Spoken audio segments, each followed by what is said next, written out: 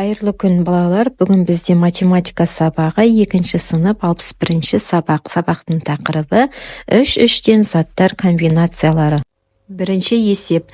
3, 5 және 7 цифрларын пайдаланып, әртүрлі 2 таңбалы сандар жиынын құр және жаз. 2 таңбалы сандар жиыны бізде 35, 53, 73, 75, 37, 57 болады. Бұл жиында неше элемент бар? Бұл жиында 6 элемент бар. Осы жиын бойынша өзің басқа сұрақтар қой. 2 таңбалы сандар жиынына 75 саны тиісті ме?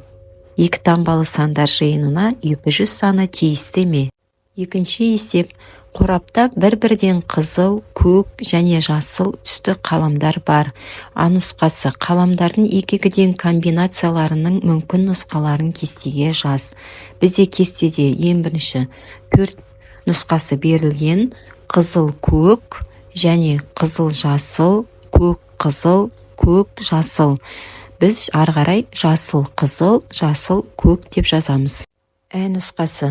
Қаламдардың 3-3-тен комбинацияларының мүмкін нұсқаларын құр. Жауаптарын кесте түрінде көрсетіп жаз. Енді кесте құрамыз, балалар, сосын жасыл, қызыл, көк қаламдармен жазамыз. Бірінші нұсқа бізде қызыл, көк, жасыл, жасыл, көк, қызыл, көк, жасыл, қызыл, көк, қызыл, жасыл, жасыл, қызыл, көк, қызыл, жасыл, көк деген 6 нұсқасы шығады. Үшінші есеп. Ыдыста 2 алма және 2 шабдалы бар. Осы жемістерді ыдысқа 3-3-тен салудың түрлі нұсқаларын құр. Жауабынды кесте түрінде жаз. Енді кестеге жазамыз, балалар. Бірінші нұсқасы бізде алма, алма, шабдалы. Екінші нұсқасы алма, шабдалы, алма. Үшінші шабдалы, алма, шабдалы. Төртінші нұсқа шабдалы, алма, алма. Бесінші бізде шабдалы, шабдалы, алма. Алтыншы алма, шабдалы, шабдалы. Яғни 6 нұсқасы шығады екен. Төртінші есеп. Суреттегі киімдер жиынтығынан әртүрлі киінудің 8 нұсқасын құр.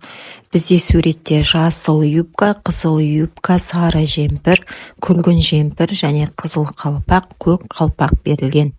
Енді 8 нұсқасын құрамыз. Бірінші нұсқасы бізде жасыл юбка, сары жемпір, қызыл қалпақ. Екінші нұсқа жасыл юбка, сары жемпір, көк қалпақ. Үшінші нұсқасы жасыл юбка, күлгін жемпір, қызыл қалпақ. Төртінші нұсқасы қызыл юбка, сары жемпір, көк қалпақ. Бесінші нұсқасы қызыл юбка, күлгін жемпір, көк қалпақ. Алтыншы нұсқасы қызыл юбка, күлгін жемпір, қызыл қалпақ. Жетінші нұсқасы қызыл юбка, сары жемпір, қызыл қалпақ.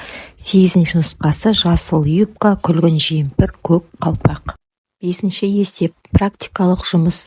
Суретке қара. 3 рет әр түсті 2 дөңгелектен алып, көк дөңгелектен кейін қызыл дөңгелек болатындай етіп, оларды орналастыр. Яғни бізге 3 көк және 3 қызыл дөңгелектен алу керек. Дәптерлеріне 6 дөңгелек сызасыңдар да, қызыл және көк қарындашпен бояп шығасыңдар. Яғни бірінші көк, одан кейін қызыл, одан кейін көк, қызыл етіп араластырып бояйсыңдар. 6-шы есеп. Есепті шығар.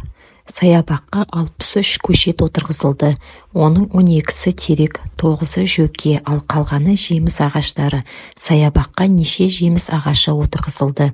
Қысқаша шартын құрамыз. Бізде барлығы ағаш 63, терек 12, жөке 9. Белгісіз бізде жеміс ағашы.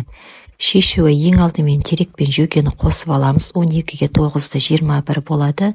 63-тен 21-ді азайтқанда 42 шығады. Жауабы саябаққа 42 жеміс ағашы отырғызылды. 7-ші есеп. Мысалдарды шығар. 65 қосу 34, 99, 54-тен 48 алғанда 6, 100-тен 71-ді азайтқанда 29, 27-ге 73-ті қосқанда 100 шығады. 8-ші есеп. Теңсіздіктерді жаз. А нұсқасы 32 мен 16-ның қосындысы А-дан кем. Ә нұсқасы Б саны 22 мен 9-ның айырмасынан кем. 9-шы есеп. Кестеде берілген ас мәзірінен түскі астың барлық мүмкін нұсқаларын құрастыр. Жауабынды кесте түрінде және жазып көрсет. Бізде бірінші тағамға көже, борщ берілген, екінші тағамға қуырдақ, палау, үшінші тағамда бізде шай, шырын берілген. Енді бізде 8 нұсқа шығады. Бірінші нұсқасында бірінші тағамға көже, екінші тағамда қуырдақ, үшінші тағамға шай. Екінші нұсқа: бірінші тағамда көже, екінші тағамда қуырдақ, үшінші тағамда шырын. Үшінші нұсқасында: бірінші тағамға көже, екінші тағамға палау, үшінші тағамға шай. Төртінші нұсқасы: бірінші тағамға көже, екінші тағамға палау, үшінші тағамға шырын. Бесінші нұсқасы: бірінші тағамға борщ, екінші тағамға қуырдақ, үшінші тағамға шай. Алтыншы нұсқасы: бірінші тағамға борщ, екінші тағамға қуырдақ, үшінші тағамға шырын. Жетінші нұсқасы: бірінші тағамға борщ, екінші тағамға палау, үшінші тағамға шай. Сегізінші нұсқасы: бірінші тағамға борщ, екінші тағамға палау, үшінші тағамға шырын.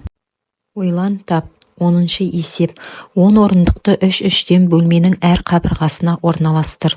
Ең алдымен дәптерімізге бөлменің көлемін сызып аламыз, яғни тік төртбұрышты сызып аламыз да, орындықты шаршы деп алсаңдар болады. Шаршыны, яғни бөлменің 4 қабырғасы бар, әр қабырғасына 3-3 орындықтан, яғни 3 шаршыдан сызып шығасыңдар. Сонда бізде 10 шаршы, яғни орындық шығады.